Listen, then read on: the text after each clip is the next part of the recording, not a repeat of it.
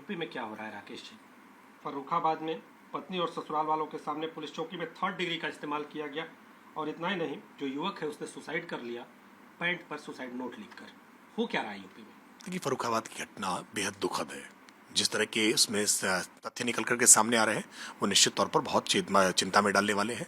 इस पूरे मामले में एक एफआईआर लिखी गई है और जो भी दोषी हो, वो खाकी वर्दी वाले हों या उनके परिजन हों, किसी भी प्रकार के दोषियों को बख्शा नहीं जाएगा। इस पूरे मामले में 0 टॉलरेंस के आधार पर कार्रवाई की जाएगी।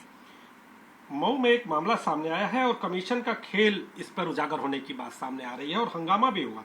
सभासद ने मंत्री पर 70% ठेके अपने लोगों को दिलाने के लिए आरोप लगाए और 5% कमीशन लेने का भी आरोप लगा दिया। देखिए, चुनाव जैसे जैसे नजदीक आता जाएगा इस तरह के आरोपों की बाढ़ आएगी।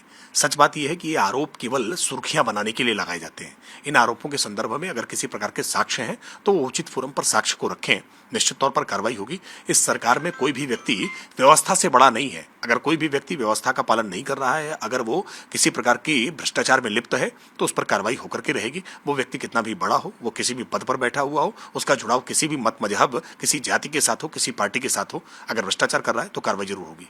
और ये बलदेव एक मंत्री हैं यूपी सरकार के, बलदेव सिंह ओहलक, और इनका एक फोन वाला वीडियो मतलब फोन ऑडियो वायरल हो रहा है और वो धमकी देने की बात सामने आ रही है।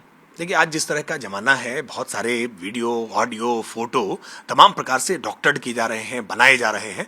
इसलिए जब तक इन सारे मसलों की जांच न हो जाए, सनसनीखेज तरीके से ऐसे आरोप लगा देना बहुत सहज है, आसान है। वास्तविकता में क्या तथ्य है, क्या सत्य है, इनका अन्वेषण होना जरूरी है। मंत्रियों को लेकर के, जनप्रतिनिधियों को लेकर के, विशेष करके सत्ताधारी दल के साथ जुड़ाव को लेकर के आजकल विपक्ष के द्वारा कई बार इस तरह के हथकंडे अपनाए जा रहे हैं, जिसमें गलत तरीके की तस्वीरें वायरल की जाती हैं, वीडियो, ऑडियो वायरल किए जाते हैं और बाद में उनकी सत्यता कुछ और निकलती है। लेकिन फिर भी अगर कोई आरोप आया है तो उन आरोप की जांच जरूर होनी चाहिए और जांच में अगर कुछ तथ्य निकल कर आते हैं तो उसके आधार पर कार्रवाई भी होगी।